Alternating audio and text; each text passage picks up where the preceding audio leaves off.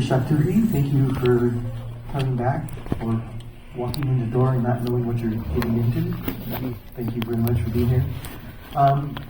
This next panel is really awesome. And you haven't even seen it yet, but I'm telling you it's awesome. And it's not a repeat, especially for Neil here, who wasn't here last year. And Dixie wasn't either. Wasn't on the panel. But last year we had a panel of gatherers. And the panel was already planned last year, well before the festival. But during the day, talking with the gatherers, they were telling me stuff that they kind of don't normally get asked. They talk about this is how we gather. But I wanted to talk about their actual experience, which is different in recent times. And that led to a project that I'll talk about later with Exploratorium in conjunction with Cal Academy, where we're going to try to see if some Western science, which normally poses up native science, can actually help for once indigenous scientists like this in finding out what's going on in their landscapes. Now, yeah, we all know about climate change and climate calamity, and that's what's causing, but they don't know the actual mechanisms. They don't know what's causing what they're seeing with what they're gathering. So we're hoping indigenous science can be helped by Western science for once, and it kind of answer those questions and help them adapt. So the panel is going to talk again about what they're experiencing as they gather for the various things that they specialize in, although they do a little bit of everything. So I'll let you guys introduce yourself, and we're going to start off with Jennifer, who's going to moderate here for the rest of the time. You're up, Jennifer.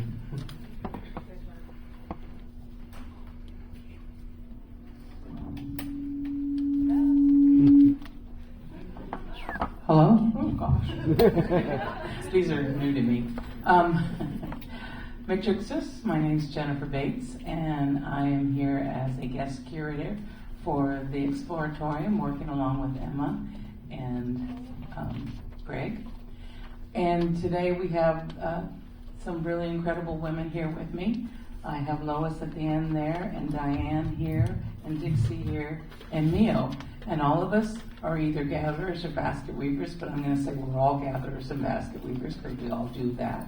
And we're just going to talk to you guys a little bit about what we've experienced in the last few years going out and gathering the materials that we have been taught to go gather, when to gather, how to gather, years ago when we were younger, very younger. and how in today's world today, we see such a difference. And it's kind of scary in a sense when you hear some of the stories, because it's just so different than what we were accustomed to, say, 10 years ago. It's just very, very different. So we're just going to talk to you guys a little bit, or just not really talk to you, but share with you some of the experiences we have had with the change that we see in a lot of the materials that we pick. And I'm going to start over here with Lois, who has been an incredible basket weaver. If anybody stopped by her booth today, you saw the picture of her and her big tray that she made. That was just amazing. I think it's, who bought it, Jobs? Yeah. Steve Jobs? Is that his name? Yeah, he bought it years ago. And paid a good price, because today you got to pay a good price. None of this inexpensive stuff that you find. And it's just an exquisite basket. But she is an incredible weaver, especially for her area. So I'm going to hand it over to you, and you can talk about some of your changes that you've seen. Wow, I have a captive audience here. What I'd like to do is educate you a little bit. Yes, we are having troubles getting our materials. Gathering times are changing because of climate change. We think we can go out and gather, and we get out to gather. Oh, the redbud's not ready. Oh, it's blooming. Oh, there's blossoms. When it's supposed to be sap in the ground and the time ready to gather. So we're at the mercy of the plant, and we're in the climate, so all we can do is wait. We talked a lot yesterday about fire on the land, how important it is. Everything from cleaning up our gathering areas. People ask me when I gather bracken fern, which is the black pattern on my basket, and I said, well, We gather that in the summer because that's about the only time we can get up in the high country under the snow. But when you go up there, it has not burned for maybe, the area where I go has not burned in over 100 years. And so you imagine every little mouse, rat, coyote, whoever goes by there and takes a little poop on the deer grass, on the bracken fern, that just stays there and sifts into the ground. You go up there when the weather's dry and you start digging and you making this big old dust ball, all that dust and all that feces is going up your nose. So you got to be really smart, and you got to make sure that thunderstorms have come through really, really good, or you're going to go early enough when the ground is still damp. The same thing holds true if you're gathering sedge down in the valley. I like to go to the Kings River, and water district person said, oh, by the way, if you're gathering on the Kings River, don't gather below Sanger, because a lot of those sewers turn loose and they wash down the river, they get in the mud and the dirt, and where's our sedge? It's right there in the water. All that sedge goes in our mouth to split it, and then it goes in our baskets, whether it's a cooking basket. So all those pollutants are going to stay in that basket, and then when you cook in it, guess what? You get a surprise that you don't even know about. So you've got to be smart, and you've got to be careful. Fire cleans up. We need fires to go through the high country, but we don't need devastating fires that go through. Yesterday I was talking a lot about things that are missing. Silently, things are creeping away. My number one thing is meadows. I don't know if you know it or not, but in California we've lost maybe 80% of our meadows from the last 100 years. Trees encroach. Every year, more of those little seedlings sprout, and they circle in. They turn it from meadowland into forest land. And so many meadows are gone. And I asked a Sierra Club guy one time, I said, he said, we need to save every tree. You go out there and hug that tree, but do you like taking a shower and flushing your toilet? And he became very indignant at that. And I said, look, those meadows up there are sponges that hold water. And I said, we need water to stay in our mountains. And those trees that don't belong there are causing problems. And a lot of those trees now are really big. There was a great idea, I don't know why I never thought of this, bring the beavers back to the high country. But they can't cut down a tree that's 4 or 5 foot through to make a nice little marshland up there. But that would certainly be helpful. Some things that are missing. Flying squirrels. I saw a flying squirrel when I was about 12 years old at North Fork. Haven't seen another one since. Road runners. Oh, we got lots of road runners, everybody says. No, we don't. Corscold area where I live, north of Fresno, about 45 minutes, we used to have lots of road runners. The property I moved on to in Corscold had a lot of them. Have not seen one in 2 years. Something's wrong. High country, gathering gooseberries. Our people gathered gooseberries. My family gathers gooseberries. Diane wants to make some jelly this year. If you walk into the forest, the conifers are so big, the light cannot get through because the forest is too thick. So there's gooseberries growing on the forest floor, but they're not producing any fruit because they have not any sunlight. But if you get out on a rock outcropping and there's just happen to be some plants growing there, they're very, very healthy, but they have to have sunlight.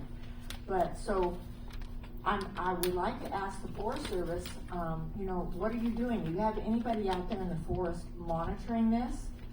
And I don't think they do, because things are disappearing. If you go set in the forest, I always say I'm a stink bug. Stink bug's got his butt up in the air and his nose down on the ground. That's me. And so I'm paying attention to what's going on in the forest, and I sit and I look around.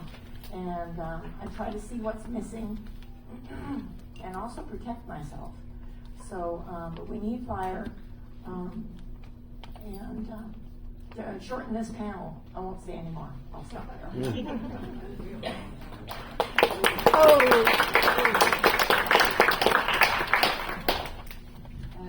Hilly, my name's Diane.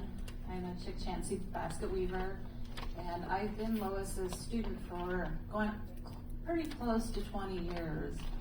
So Lois was my age when we first started, and that worries me because I won't tell you how old I am, but like I go out and gather. Like if we go gather, we are out digging all day.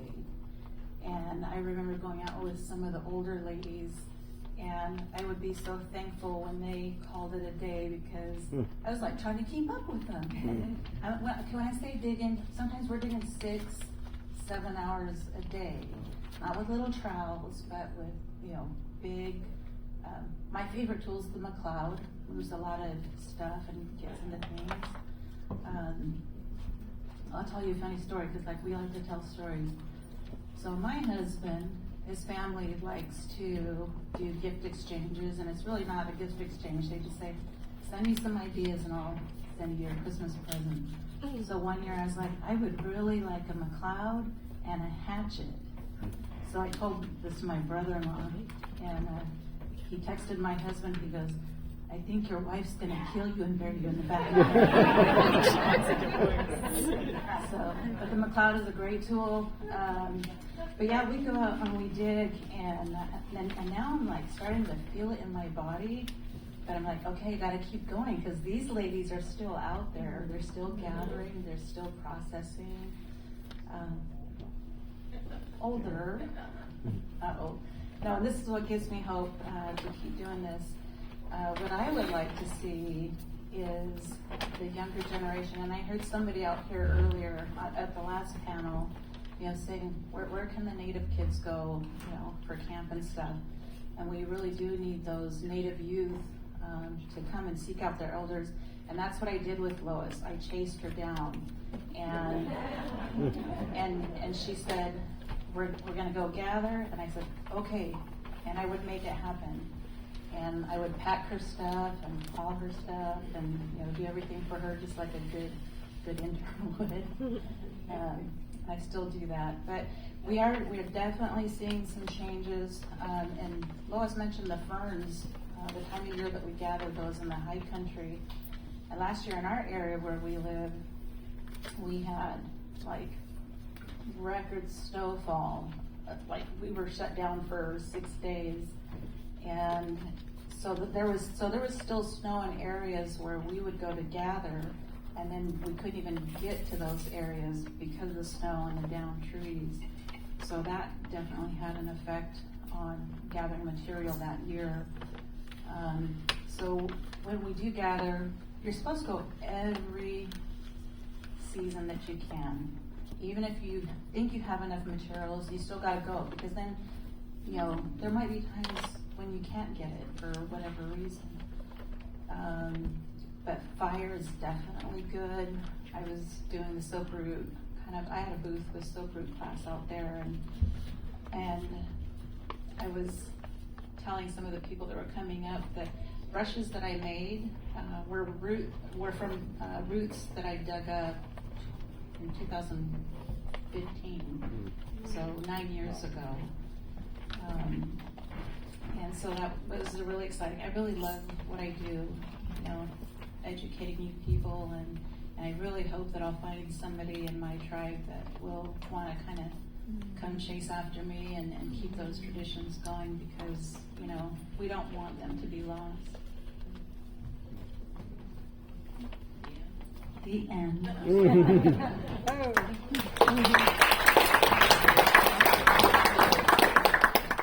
I think I'm going to pass it this way.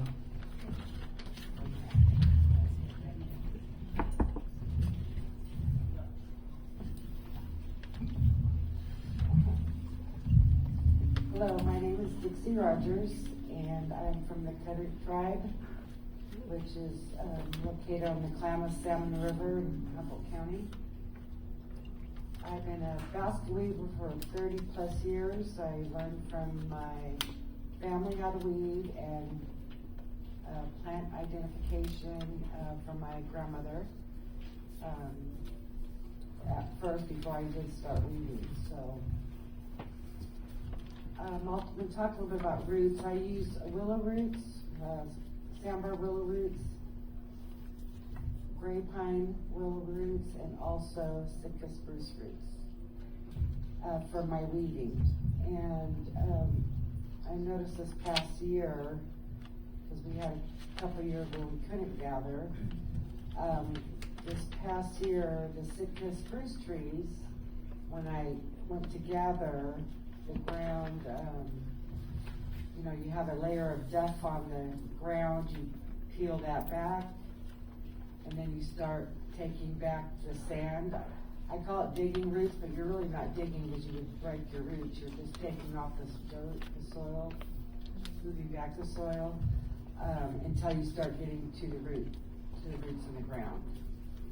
But this past year, I noticed, this last year, is that usually when you get the duff, take the duff off the top, it's nice and moist below, and it was almost dry. And then as you know, so you know, I had to go down a little bit deeper, dig a little bit deeper, and move the soil back, because it was a little more dry than it used to be from when I previously gathered there. And so the cause of that, I'm not sure, because we had, you know, record rain the year before. So, you know, usually when I get them, as I start getting down a little bit deeper, it's a little bit muddier. If they were pretty dry, it can happen, the roots could start breaking when you're gathering them. But, you know, I gather the roots, then I have to take off all the bark. There's a little example here of the roots that I weave with. The Sitka spruce tree. And then also,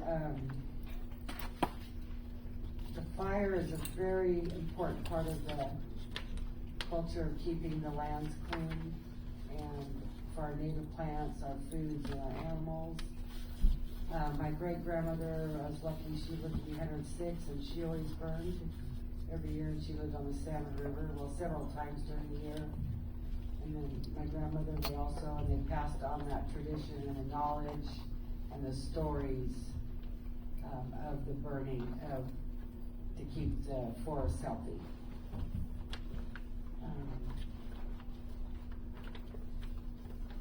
So I feel quite fortunate that I did learn quite a bit from them. And I continue the tradition out of respect for my family and my elders and the ancestors that are already passed.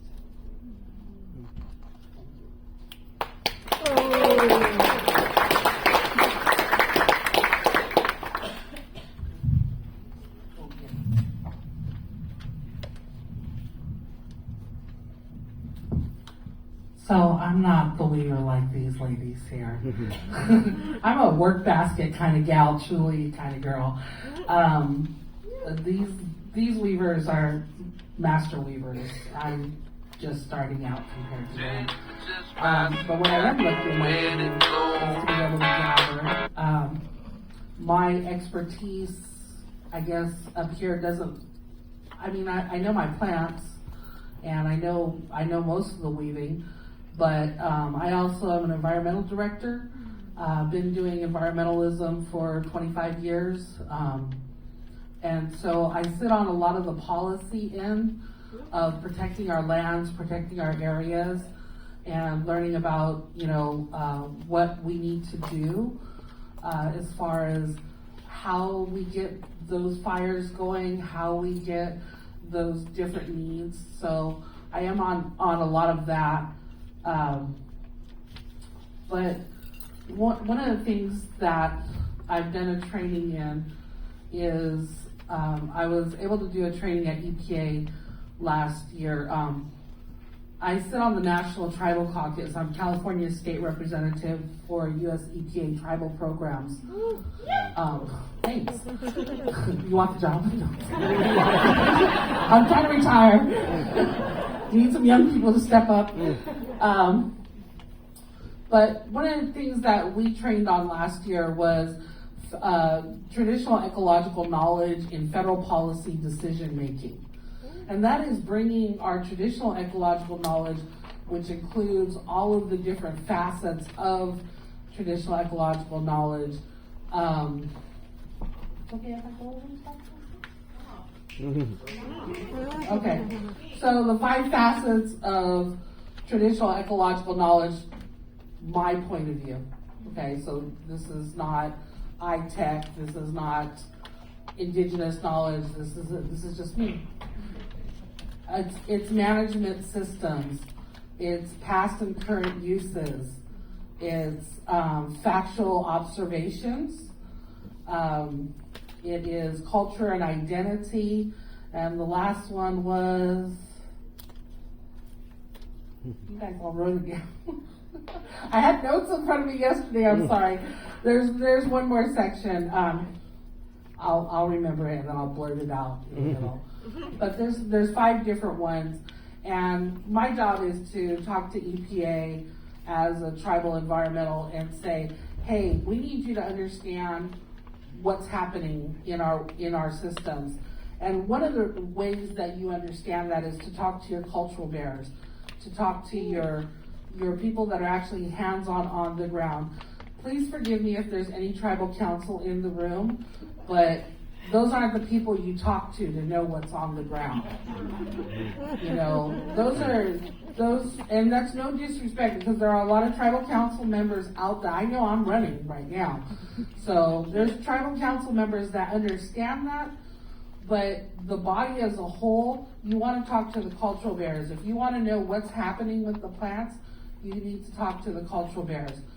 And when I'm talking to EPA, I'm telling them, I'm going, here's some stories that you might hear. So when you're talking about putting tech into policies, the other day I was gathering and I noticed that the willow were drier and the sap wasn't high and I couldn't peel them. This happened almost a month earlier than when it normally does. As I started talking to other weavers, I noticed that they were also having that same problem. And I call it a problem. It's not a problem, it's the plants, but it's a problem. What it did is it sparked me to go back to my tribal council that I work for and say, hey, we need to start monitoring the willow. We need to start monitoring our water table. We need to start monitoring some of the things that are happening because our basket weavers are noticing that the water table is lower. That's why the plants are drying out faster. And these are the things that I'm trying to train EPA into doing. You know, and it's really hard because we talked a lot.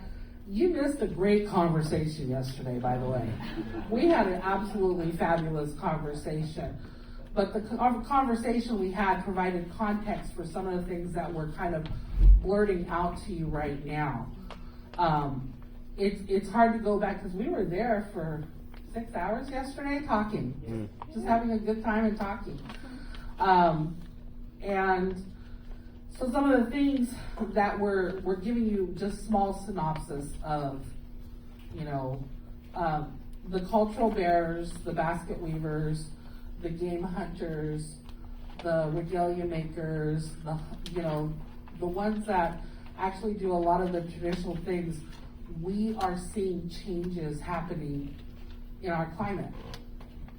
The big buzzwords of climate change and, you know, that we all know that climate change is happening. Yes, we do.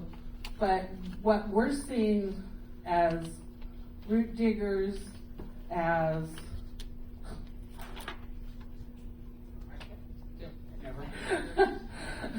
as people who harvest plants is that we're seeing it happening a lot faster.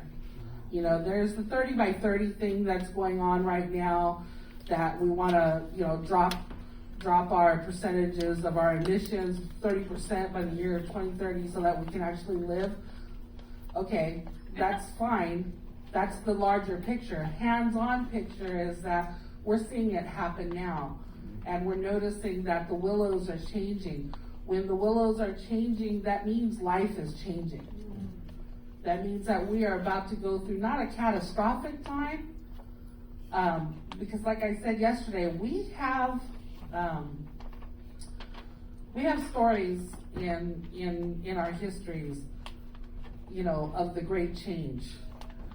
And I was saying this yesterday, I'm not looking at anybody, but we originally thought the great change was white people. It's not white people. It's climate change. You know, there's a reason why climate change has that name. We also have stories within all across Turtle Island that we're going to survive. We don't know how, we don't know who, but we know that we're going to survive. Our cultural bearers are starting to notice things wrong, and this is going to spark how we survive.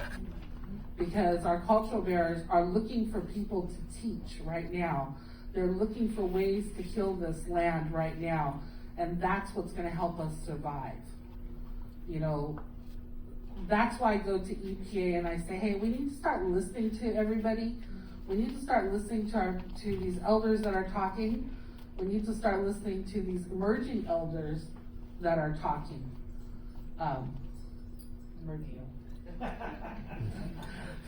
That's what I call myself, so people quit calling me an elder. I'm not an elder. I'm an emerging elder. Way back emerging. But we need to start listening to them. And so when we have panels like this, it's not, oh, the sky is falling, the sky is falling. It's more of, hey, we need to start looking at what's going on with our land. One of the things that I mentioned yesterday was that there's a lot of people that live in my area that say, oh, my family's been here for, 3 generations, 5 generations, this and this. Okay, I'm glad. When do you stop becoming a visitor and when do you become stewards? You have the same responsibility as we do. You know, the International Climate Change Summit 2 years ago said that 5% of the indigenous population of the world is taking care of 80% of the lands. Okay, there's something wrong with that. You know, even as people that live in the city, you go outside the city.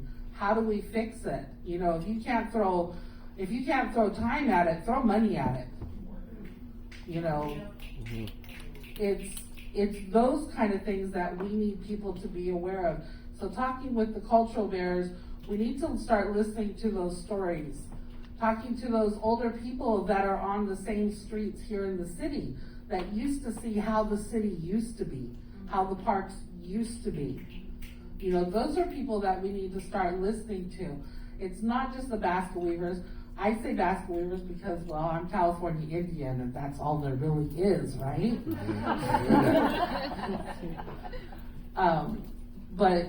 And I'm homo, so, that's really all there is basket weaving.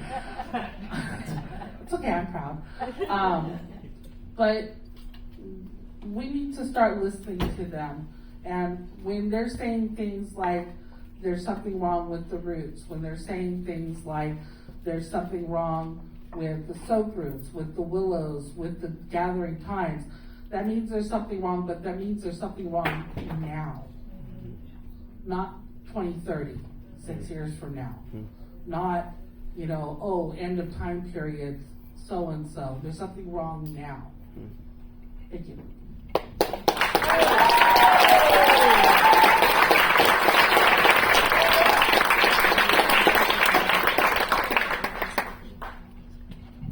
I forgot that she was a hard act to follow. I should have went first.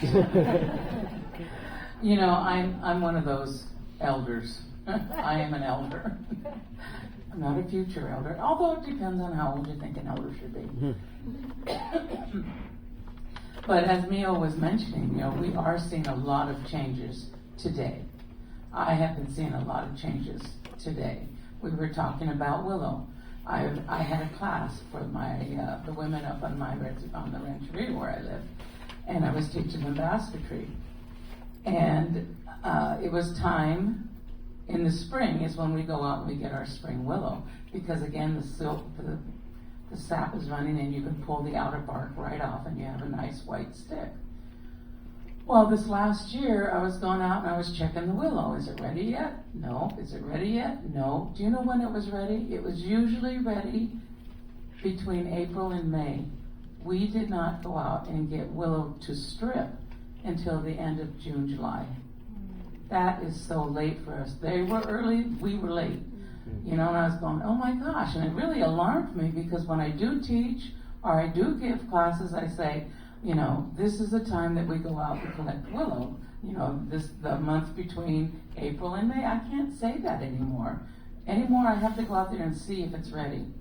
You know, and the same thing that happens with my acorn. You know, I do a lot of traditional acorn cooking and demonstrations. And I would go out and I had my whole spiel from what I learned when I was young, you know, that held true for so many years. And today I can't do that. I can't say the first drop of acorns come between September, October. The second dropping comes between the end of October into November, December.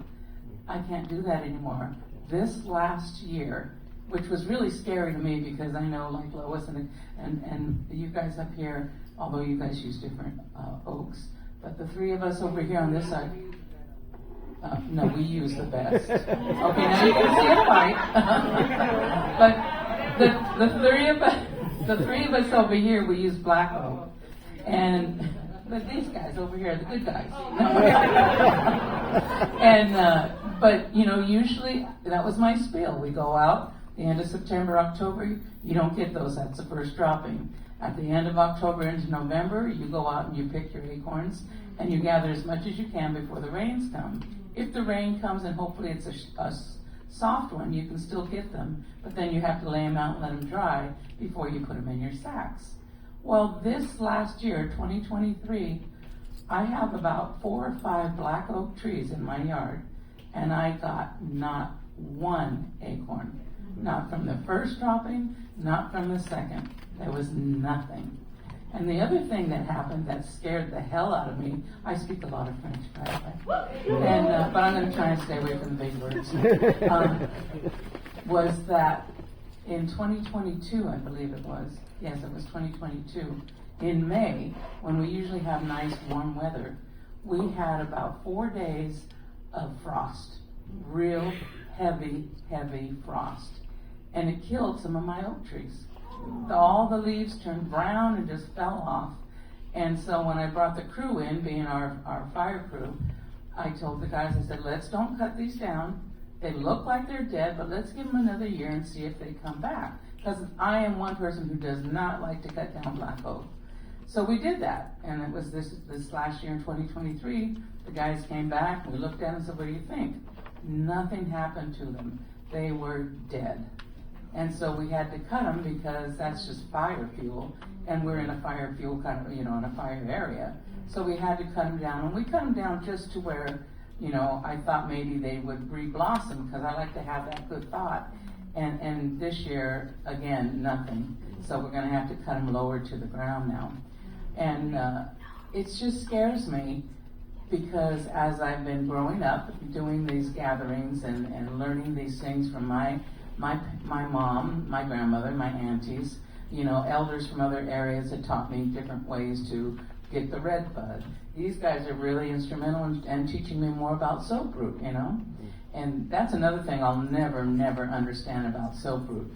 When you go gather soap root, you go gather it when the earth is at its hardest. And it's not like you just pick it off the ground. You got to dig it.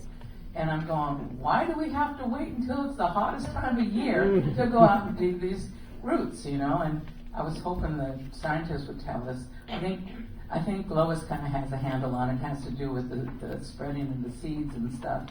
But man, I'm telling you guys, and they're beautiful. I don't know if you saw any of the brushes today that was on Diane's table, but they're really wonderful tools, and you can use them for so much.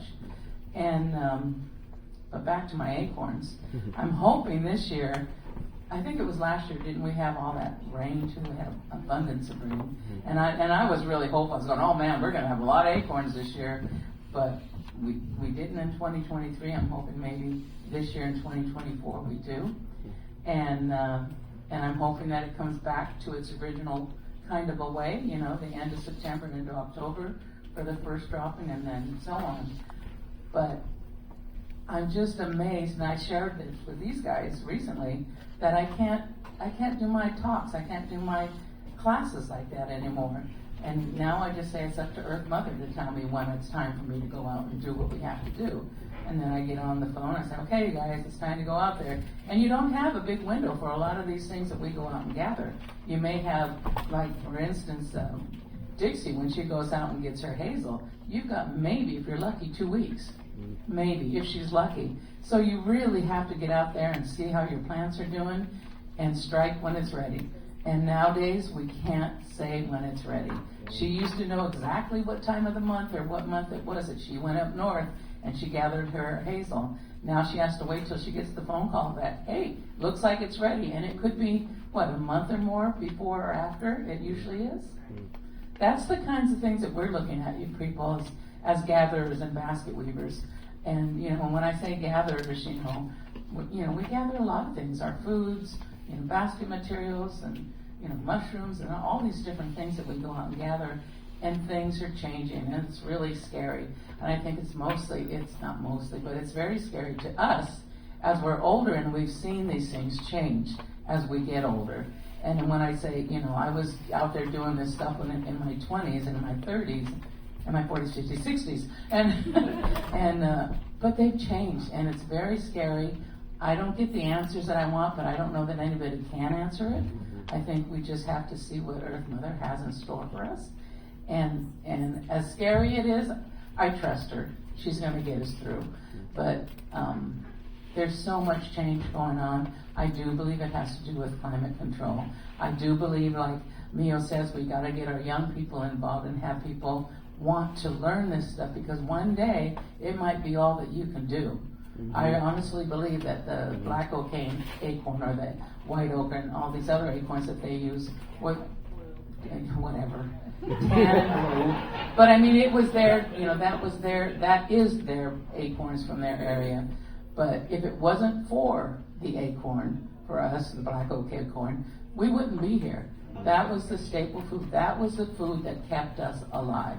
It has every kind of nutritional value that you need. So if every day all you could eat was your acorn, then that's what you ate, you know. And so for me, it's important to have that in my.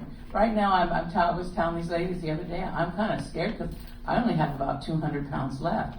Lois once had, was it 3,000? You said 2,000 pounds, and she's down to nothing, you know. And it's like, and it's scary, you know. I mean, yeah, we got Save Mart, we can go get milk and all that other stuff, but I have to know that I have acorn that I can make nupa out of, that I could survive on, you know, and that's really, really important. And so from my perspective, I see change. I see a lot of change, and it's scary, and I don't know what to do about it, and the scientists that we met really don't know what to say about it, because we're all seeing the change. And hopefully somebody will come up with something, but I don't know what she's up to, so. Anyway, that's my spiel. That's where I'm ending it. Can I say a little bit about bugs in acorns? Yeah. Oh my gosh. You know, you go out and you gather acorns, you see these trees have a beautiful, beautiful crop of acorns, then they start to fall. And you notice little holes. You have people bring you acorns to the house. Oh, look what's on my tree, you can come. So I take a little test sample and I crack them all open. 3 worms, 2 worms in each acorn. You can't even see where the bug went in. So here's this beautiful green acorn laying there that you think is a beautiful specimen that's going to, you know, nourish your family, and it's not. It's all about fire. It is all down to that and cleaning under the trees. And there's a place down in, and water, that's very important. I used to go to a place, and I probably would go back down in Tehachapi. It's called Bear Valley Springs. I'm sure a lot of you know where it is. I haven't been down there in 3 or 4 years, but all the oak trees are dying. The only ones that are making it are the ones that are in people's yards, where they're stealing water from the lawn or from the landscape, and they still look pretty good. And so I go in and gather in people's yards. The poor Sierra Nevada, the specimens of acorn out there, and I can't crack every acorn to see if they're buggy before I take them home, but that seems to be the problem. Now, bugs down in Bear Valley Springs really weren't a problem because the people they weren't necessarily burning, but they were cleaning the ground. They get out there with a rake, they rake up the acorns, so they keep the environment clean underneath these trees. One lady, she was really, really old and raised dachshunds, and she had like this 5-acre field, and she had like 7 or 8 big, huge, beautiful black oaks. Well, she was terrified of fire. So what she would do every year is she'd hire this man with his tractor to come in there and just turn the ground under all these trees, just turn it under. Well, guess what that did to the bugs? It totally messed up their hatching cycle. So there, I can honestly say I never found a single bug in any of her trees, ever. And I bet I gathered 500-600 pounds on her property. Never a single bug. And so that was really eye-opening for me. A big problem we have right now in North Fork, my grandparents' place is 75 acres, basically, where my mother, my grandmother, and her mother before her grew up. Half the oak trees are gone. There's a little critter called a bull-nosed beetle. Maybe some of you guys know what he is. He attacks pine trees, and now he's attacking the oak trees in that area.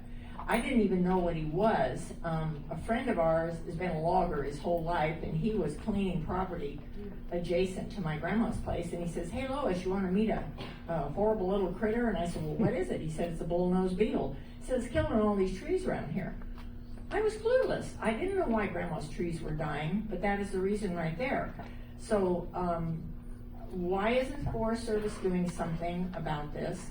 You know, what can I do besides shake my head and watch the trees die? There's got to be something we can do for these poor trees. I hate spraying, but I don't want to lose my oak trees either. Our food sources, our native food sources are disappearing. They're going away, and it's very silent. You know, it's like the meadows being destroyed up in the high country. It's 1 year at a time, they're going away. And we got to do something about it. And it's up to all you guys to help.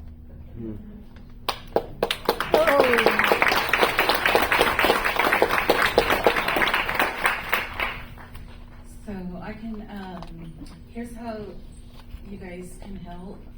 I was talking to a lovely lady, and we were, talking about soap root.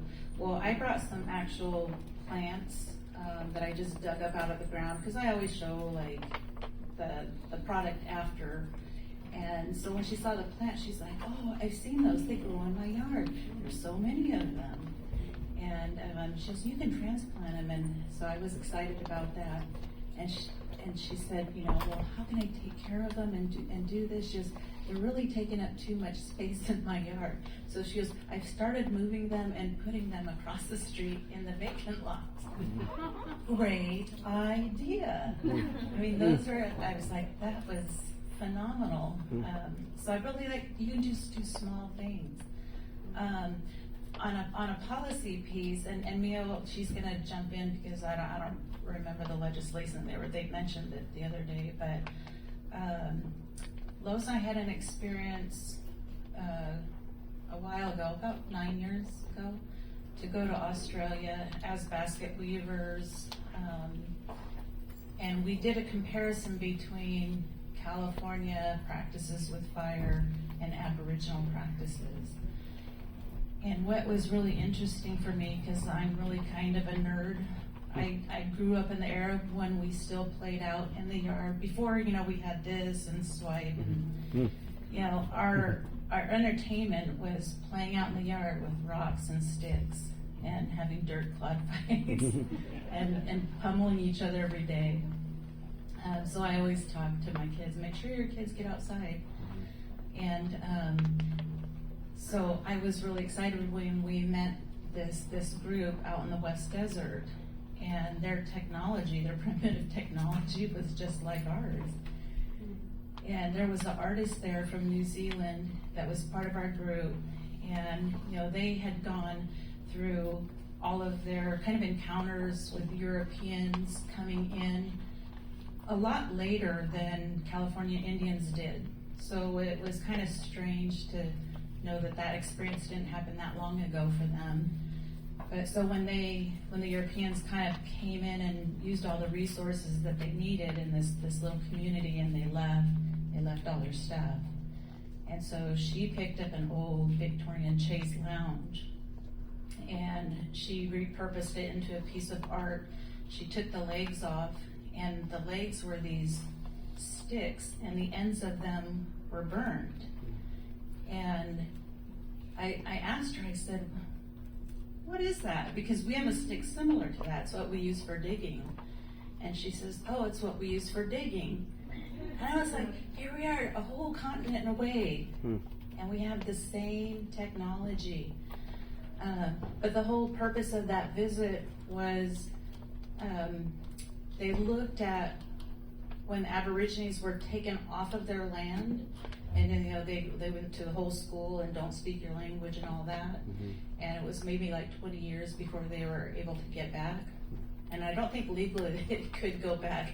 The government made like a park, and they said, we're still going back. And they moved back and made their community inside, you know, the national park or whatever. So they looked at maps, and they had high incidence of wildfires because the land was not tended. They took the people out.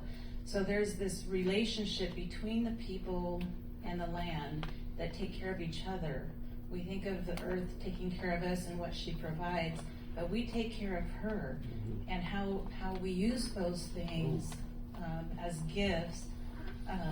You know, they appreciate. If we start taking care of it, we'll get more of those things back. So that was very interesting. On the policy side, Neil can speak to this. There was some policy that they're talking about. You're really going to have to pick up on that, but she was a little bit in a disagreement with it. And I agree from this perspective of going and being with those people. If we have policy here, there shouldn't be any kind of input from like the Aborigines. That shouldn't affect our policy. Because even though we might have the same techniques and tools and practices, we have different plants. We have different uses. So what they do there is not the same as what we do here. Our foods are different.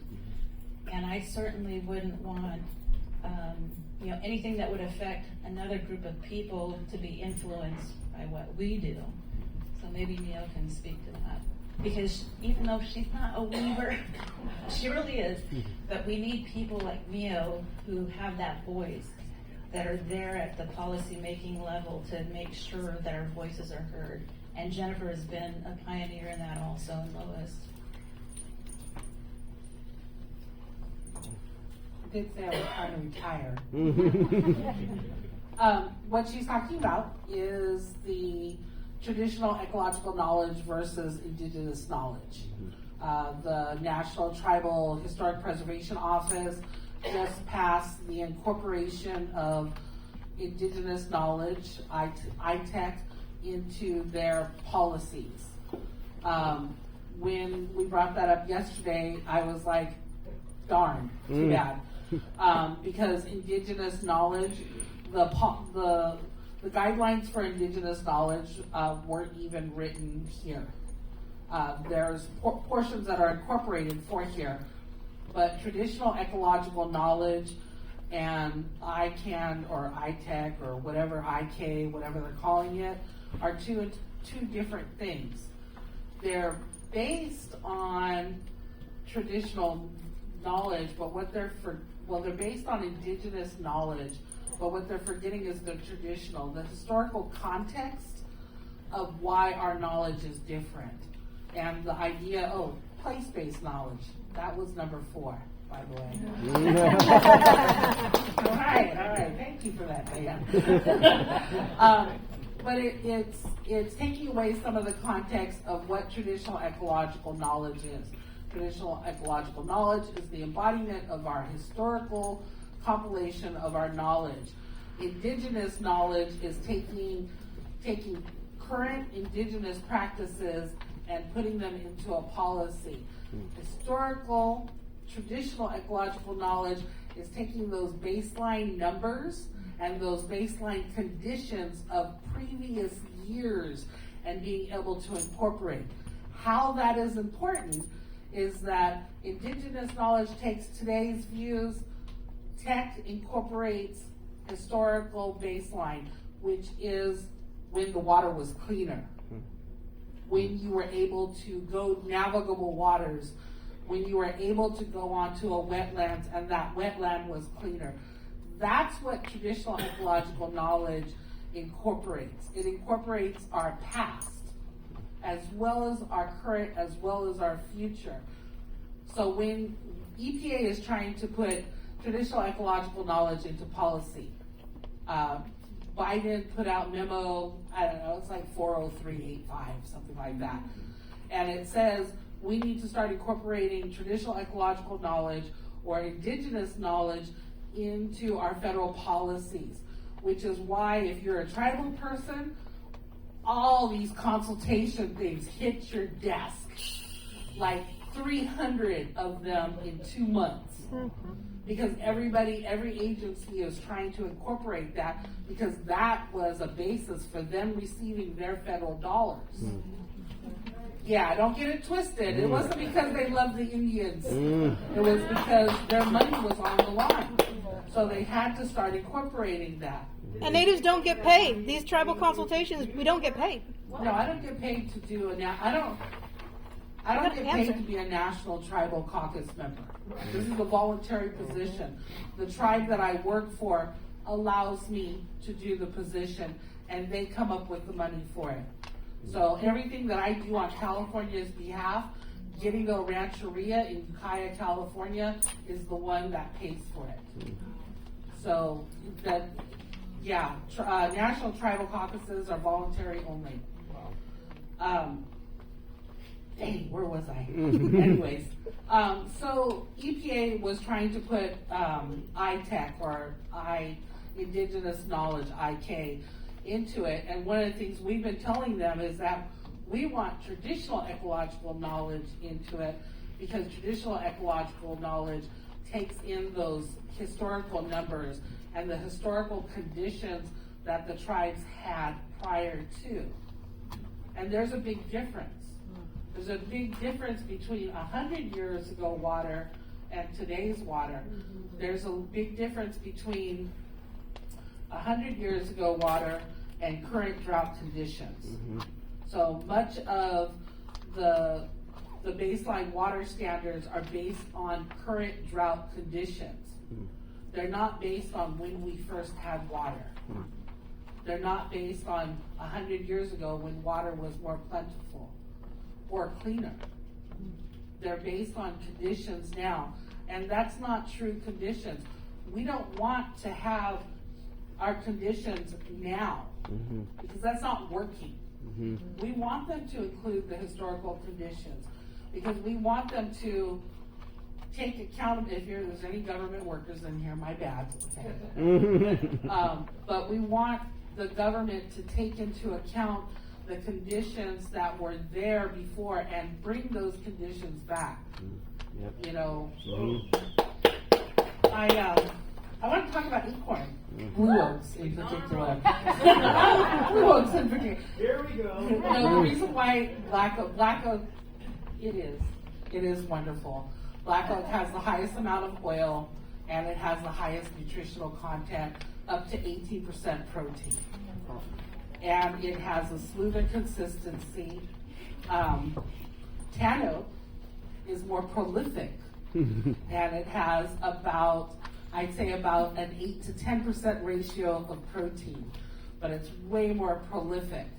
So per tree, you're getting way more acorns.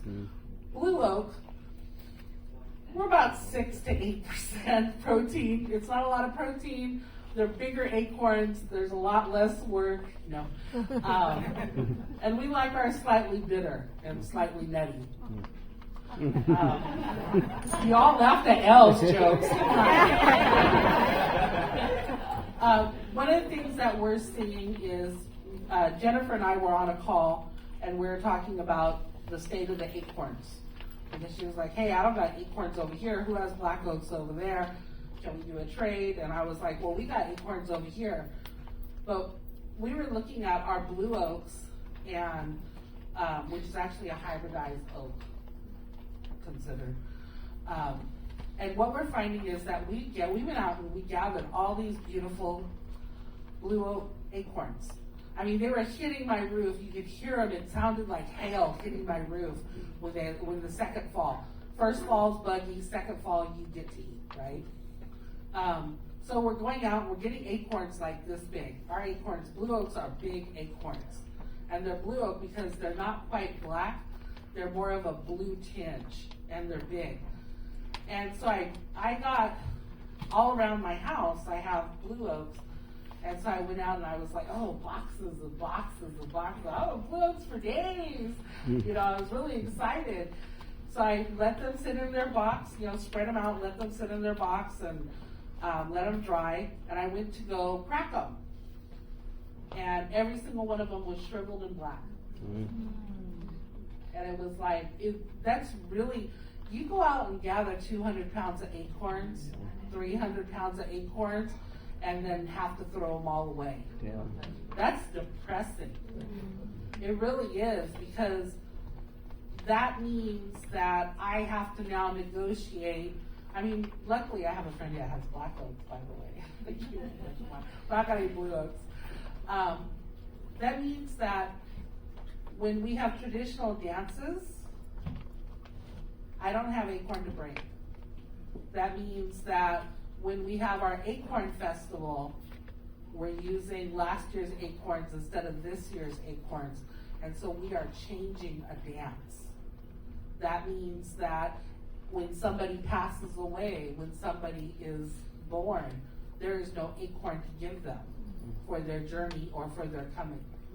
You know, these are the things that impact, you know, not only as baskets, because baskets are incorporated into our daily lives, but the acorn as well. You know, and when we're putting out this call to the younger people to say, what are you going to do? When are you going to learn this? It's not just a call, Joe and John. I'm just kidding, guys. It's not just a call to come learn. It's a call to come learn so that this survives. We are a continuous people. We will always change. We will always grow. But we need those people to learn. You know, there's talk of those who teach natives and those who teach non-natives. At this point in the time, you know, we need to teach somebody. You know, because otherwise it's going to go with us and nobody's going to be able to learn.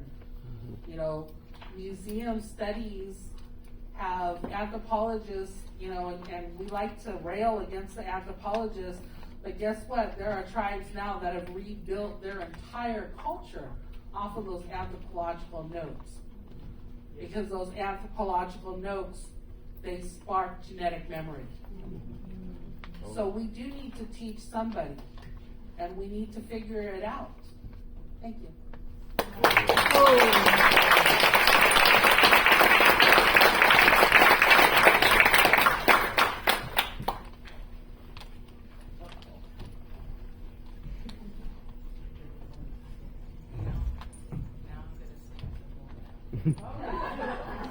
Kidding. Oh, now it's going on. No, I'm not going to sing Motown, but I could. Thank you very much for your time today. I'm glad. Oh, question. Yeah. Oh, we got more now. Hold on a second.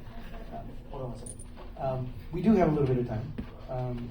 And before we get to Q&A, I wanted to indicate for those who stare at schedules, they're not native, but their schedules can go. We've already transitioned into 2IC and Indigenous Science panel that's on the schedule. It looks different and it's much better than what we had planned anyway. And what several people on the panel here referred to yesterday was a project that we're initiating based on last year's festival. And I was blaming Lois because it was our discussion with Soap Group that started it, and I want to go back to that part of it too. What you were seeing, experiencing after you made soap root, and all of a sudden things are coming out different. And Diane was talking about you had that the bulb that you had in that little jar, but the interesting thing was it was based on 8-10 years ago. You had it in a freezer, and so it's not the same as what you're seeing now. That's interesting. That's a science experiment, by the way. You froze it, so it's a data collection from past time, because you can now compare to now. And there's a big difference. I want you to talk about that. And then we will do some Q&A. But I did want to talk about a project based on what all these gatherers, and Jennifer said, if Jennifer's scared, I'm frightened out of my brains by what they're telling me,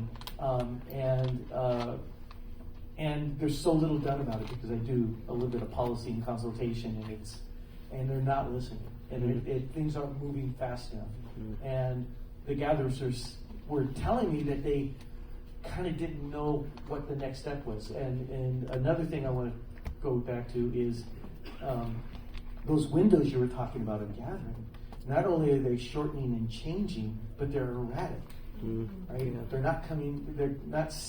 There's not a pattern that we can see yet that you can adapt to. So that's another frightening part of it.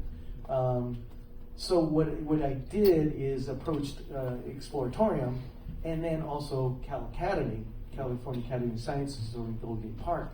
And they have a collaboration going where they're hopefully going to assist native gatherers in studying this, hopefully faster than normal. And so the yesterday that they're talking about is a gathering of scientists, as many as we could grab off the street, and basically do what we did today is they just listened. In fact, I told them at the beginning of the day, you're going to sit there, have your muffin, and shut up. Because I think you've probably been in this setting, I know I have, where you're in a room with these experts, and you start talking, and all of a sudden they're jumping in. And they're asking their questions, and you're doing it from their frame of reference. You wind up responding to them rather than getting what you need met. So the idea is that they're going to sit there and listen while these experts, these indigenous scientists, explain what's really happening in the field where they're not. And so that's the beginning of it. We're hoping to expand the program, get some help. One of my goals is to have your little science minions follow you around so you can actually show them in each location, which is different and unique, what you're seeing. So anyway, let's go back to soap brushes and talk a little about that, especially that science experiment Dan was doing. Okay. So yeah, Lois had mentioned that she had made some brushes, and we make the brushes and the glue and the paste. If I don't know, okay, just by a show of hands, did anybody get in here today get to come and talk to me earlier? Okay, so you know the spiel. So we make brushes from the entire plant, and Lois was noticing that brushes that she was making, that they were cracking. Maybe the plants were sick. So she had taught me, like early on when I started working with her, that when we harvest materials, you have to process them. So like red bud, if we go and we collect red bud, you've got to split it. If you don't split it, you're not going to have your strings. And so I learned, okay, don't take more than what I know that I can do, because at the end of the day, when you're tired, maybe it'll keep to next day, but you have to get that material processed and taken care of. So there was I think it was 2014, the Courtney fire came through our community. And when it did, it went through an area and it went down to Bass Lake. And so I was driving on this road, drive on it a lot. One day I came around the corner, and I thought the guy had planted corn in his yard because there was all these like tall plants. And then I looked and I was like, oh, it's soap root. It was like a forest of soap root. So the fire had gone through and revived it. So I'm really shy, but I go up and I knock on his door and I'm like, hi, I'm a Chick Chansey basket weaver, and that plant over there I can use to make a brush. Can I dig it if I fill up all my holes? I promise I will leave your yard the way I found it. And he was very kind, and he said yes. And so there was so much. I think we probably dug up like 40 bulbs.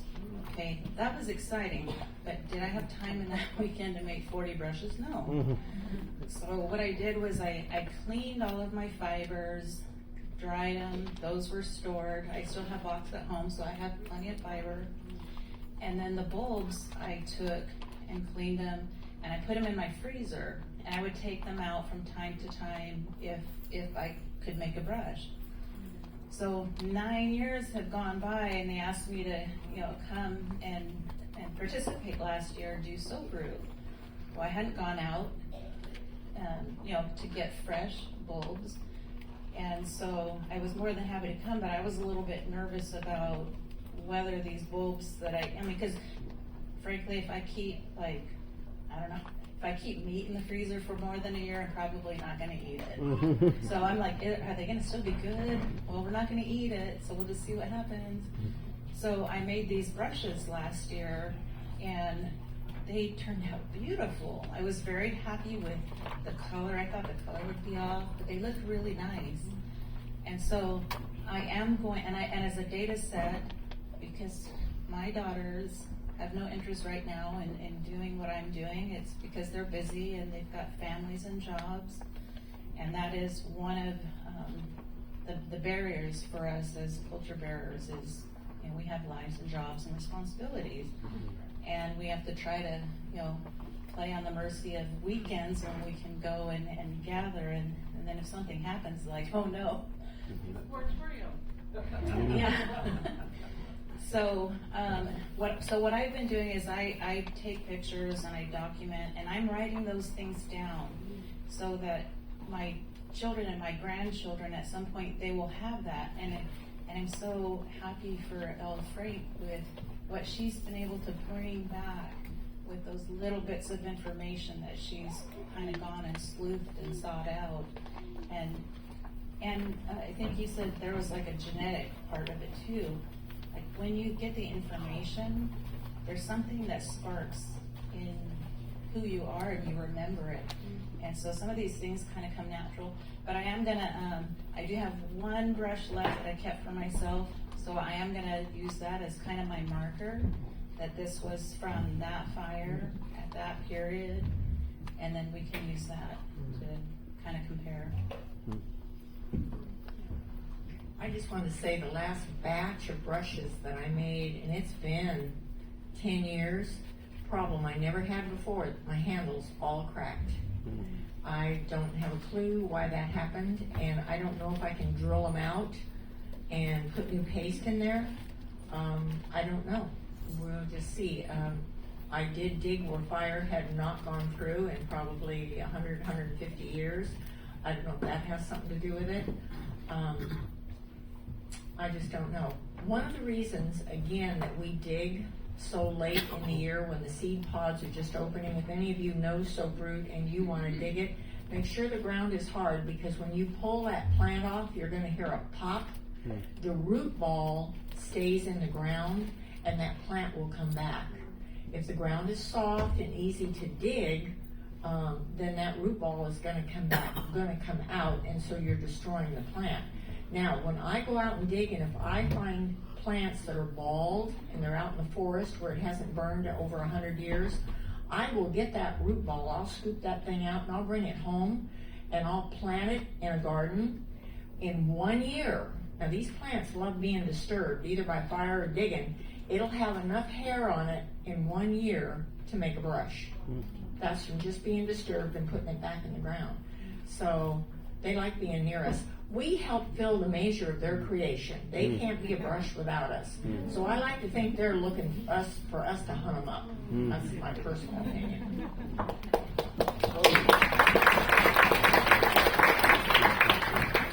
So the idea is that our elders are telling us things, and this was my personal response, what a little I can do to engage in Western science in service to us, which it usually and often is not, in a way that we need, not what they need, not what services their grant requirements and such. And so I want to give Kudos to Exploratorium for being part of this process, for Cal Academy for being willing to partner with the Exploratorium in trying to engage in this. We're in the very beginning of it. Trying to, from our research, what we know, that there isn't anything like this that we can see out there that's driven by basically native need. Usually it's some form of collaboration at some level or the academic need, and they come and knock on our door and might throw some dollars and some help our way. But this is driven by our elders who are telling us that there's something important happening in our world and we better pay attention. So that was the point of the project and of yesterday's gathering. And yeah, I made you sit in another panel yesterday for several hours, but I think it was a good day. And I don't know if we'll do it again. I don't know if I want to do that to you guys again, but yeah, I think it was important that those people, and the feedback I got from them is they'd never seen anything like that either. They never had that opportunity. So you did educate them. So yeah, we have some time for questions, a little bit.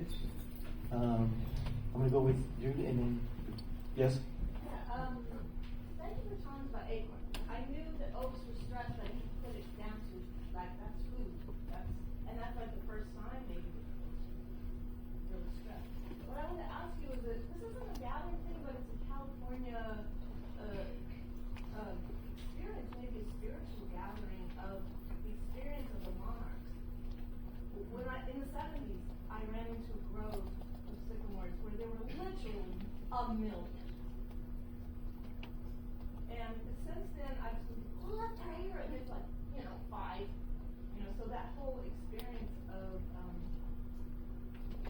that just amazing butterfly experience that used to be, I'm sure was here for more than that. And I don't know if in your areas where you gathered, because I was in Southern California, but have you noticed that when my mother was a girl, She told stories of standing out on a hillside, just standing still with her arms out, and the butterflies landing all over her.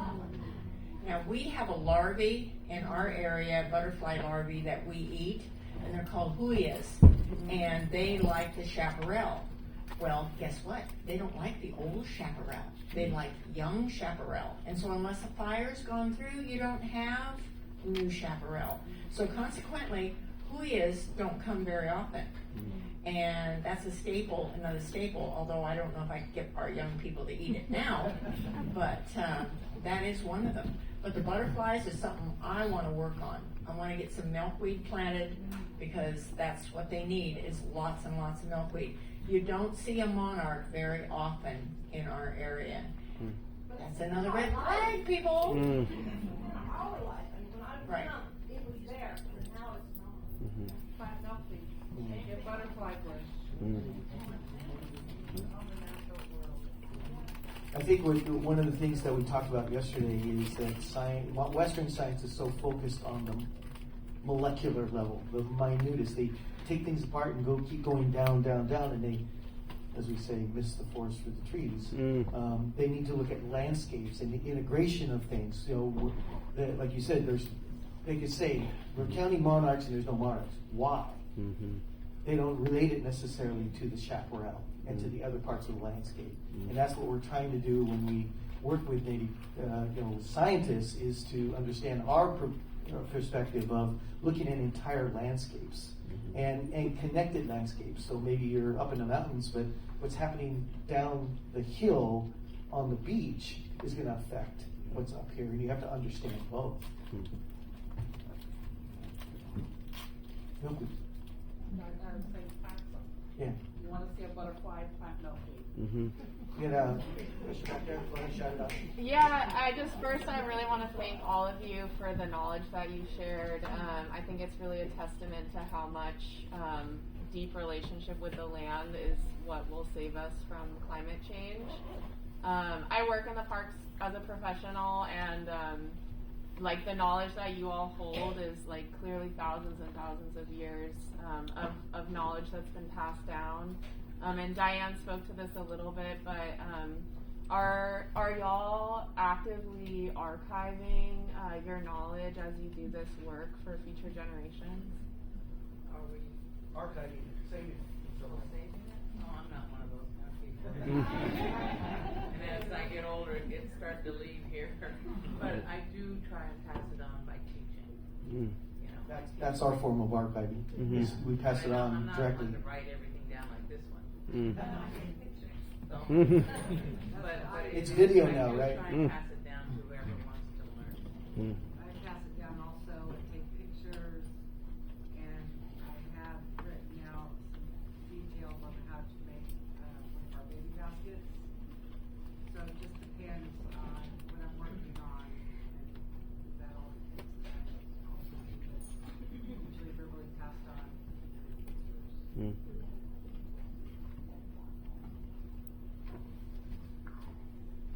I want to thank Lois, Diane, Jennifer, Dixie, and Mia for your time today and your knowledge. This is more along the policy questions. I'm involved with some work with water quality on the national seashore and the effect of ranching out there. And I was really taken by your comments about EPA, how you differentiate between TAC and IK. And when you're dealing with these government agencies, like right now for us, it's the National Park Service, the Coastal Commission, what are you finding is the most effective way for to convey and them to accept that? And that also, I guess, not only the government agencies, but even nationally, like where it's accepted as legit. When we started CIBA, the California Indian Basket Weavers Association, so many years ago, I was founding board member and then became first chair and sat on that position for about 13 years plus, not 14, already, whatever. And one of the things that we did was we became very proactive in working with agencies. We knocked on doors, we invited ourselves to things to where they actually were listening to us, I think maybe because we bugged them so much. And we got invited to a whole lot of places. I was here in San Francisco at the Western Regional Office for Forest Service, and I took a group of our board members, myself and our executive director, which was Sarah Greensfelder, and we went there, and they asked us there, invited us there, so we could speak to their scientists, because one of the things that we were real big on and heavy on was pesticide spraying. We wanted to see a stop to it. And so they invited us there to talk to all of these scientists. And so what we did was we brought materials that we used, and we showed them how we cut it, we put it directly in our mouth, and we either clean it or split it, and we talked about all the things that have happened in the native communities, especially up north, in the Yurok and Karuk and Bupa areas, how bad, they had cancers and stillbirths and, all this stuff that was happening to their babies, their children, their lives, their families, and so much cancer, and we worked with EPA, we worked with everybody. They opened our doors, but it seemed like a lot of them would say, well, you need to go talk to this person. And then that person would say, well, you need to go talk to this person. And it would end up, go talk to your supervisor in your forest land. We did that. We followed through and we did that. And I have to say, it opened a lot of doors in many areas. Some of you might even be able to say that you worked with the Forest Service in your area. I know I did in Wyoming, and they were very receptive, and they would invite us to come talk to them and show, and wanted to know where it is that I want to go gather, and what they would do would hold that spot and not spray, I forget how many, miles around it and stuff, and it wasn't going to be anything that was going to be out in the open. open for people to know this is where you can go get this, because some of us share and some of us don't, because, you know, that's our crop, you know, that's what we like to do, but, I think it's important to get out there and speak to these people, and I'm not gonna lie, I'm not involved with them hardly anymore, but like, I was a lot with Forest Service, as many of these women here were as well, and we worked a lot with Caltrans. Caltrans was really good to us, because they did a lot of spraying, and they had us, you know, they said, we wanna go out with you guys, show us where you don't want us to spray, and I'd always say everywhere, you know, if you gotta limit it, and this is, you know, this is where, you know, I mean, I've heard stories about women with, you know, people coming out with guns because they were on the side of the road, but it was close to their ranch, you know, and it just, I think that's why I became so involved with SEBA, and it was because there was just so much that was going on that I wasn't aware of, and so were a lot of other people who just was there for our first gathering. This was before we were in association, and I was appalled on how Native people were being treated for doing what they've been doing for a bazillion years. And so I think getting involved, I say that, I'm such a hypocrite, I'm not doing that anymore, but it's been handed over to other people, you know, and I feel like we tried to lead and show the way, and this is what we wanted to accomplish. We did accomplish, we accomplished a whole lot. I'm very proud of SEBA, but I don't see that happening right now, and again, sometimes it falls down to the fact that we don't have the money to do that. We were getting really good grants from places that sent us to Washington to talk to people there, and it sent us to other states to help them with their associations, and we had, you know, gatherings that helped us to talk about all the problems we have with our gathering, with the spraying, with access to lands. All these things are really a problem. Today it's a little better, you know, people call and say, hey, you know, I live on a, you know, 30-acre ranch, and I know I have this, and I know I have that, you're more than welcome to come. You know, sometimes it's far away and you can't go, but it opened a lot of doors, but I think you just have to be proactive, really do. And open those doors and keep them open.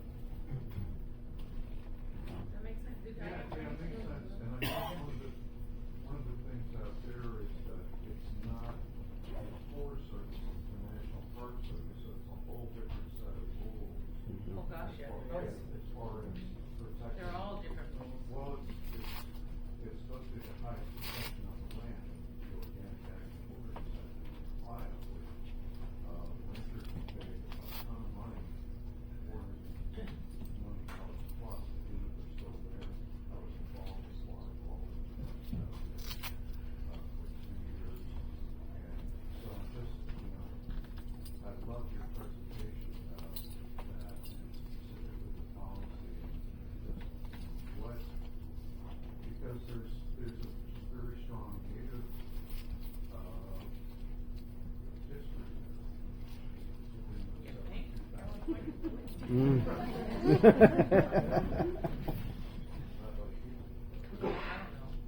But, and one of the other things is that, you know, the ranchers say, well, that's like what someone uses, like, well, we've been here for, you know, 3 or 4 generations, so. We're running out of time. Go ahead. So how I deal with agencies is I talk soft and carry a big stick. I mean, really is the demeanor that I'm coming here today is how I talk to EPA. I get frustrated with all the different agencies. I remind them that they're siloed all the time. You know, each of them carry different weight to different parts of the environment. You know, I don't care if you're talking to the Department of Defense that's doing dolphin sonars in Southern California, that only will affect 300,000 animals. You know, or you're talking to, you know, DOE who wants to do fracking and mining under the Salton Sea because it's drying up right now. You know, or you're talking to EPA, or you're talking to BIA, or you're talking, whoever you're talking to, you know, we have to remind them of, number one, the humanity of who we are. You know, that they're not talking to a people of the past, they're talking to a current people. and the things that affect our ecosystem, our lifestyles, are things that potentially change entire tribal beliefs. If you look at somebody like the Homeland tribe, and I don't say this lightly, I'm not mocking the Homeland tribe at all. The Homeland tribe is Shokawake, which is literally the east side of the river. And they got moved uphill to where they stopped being salmon people and they became acorn people. It changed their entire lifestyle. It changed who they were. It changed their gathering. It changed their language. It changed their coming of age and everything. And that's the type of things that they needed to be reminded of. That they have the power to change an entire population. How they use that power and how they let us do things is what we remind them that we are also sovereign people. We are tribal people with our own individual governments. We are more than recreational stakeholders. We are the original people of this land. That's how I want to talk to the agency. Yep. I don't give a damn which agency it is. Vote for me, 2000.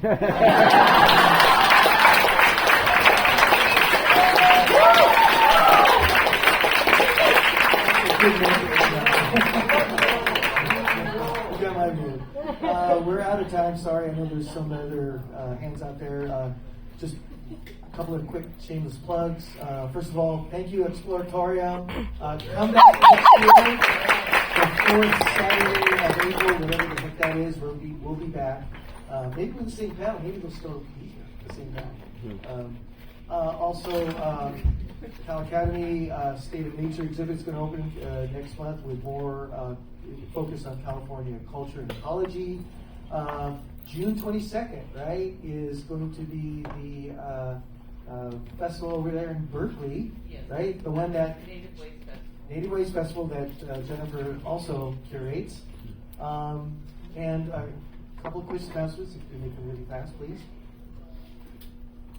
Hi everybody, I wanted to also announce there's a Native Contemporary Arts Festival Sunday, June 16 from 12 to 3 at Yerba Buena Gardens in San Francisco, and that is free with Native performers and vendors, and reiterate the June 22nd event in Berkeley. That's the 5th annual, and if you haven't been there before, it's a beautiful event.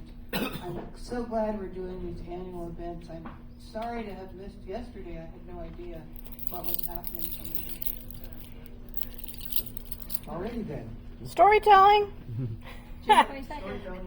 June 29th, Indian Canyon. Only federally recognized Indian country. Saturday afternoon, 1 to about 6. Storytellers, vendors, culture bearers, community members, off the grid, fundraising event, small nonprofit organization. Thank you.